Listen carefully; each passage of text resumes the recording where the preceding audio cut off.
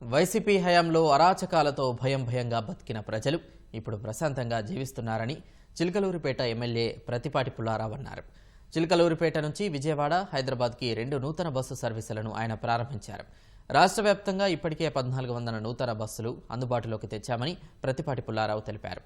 త్వరలో మరో 2000 బస్సులు అందుబాటులోకి రానున్నట్లు వెల్లడించారు.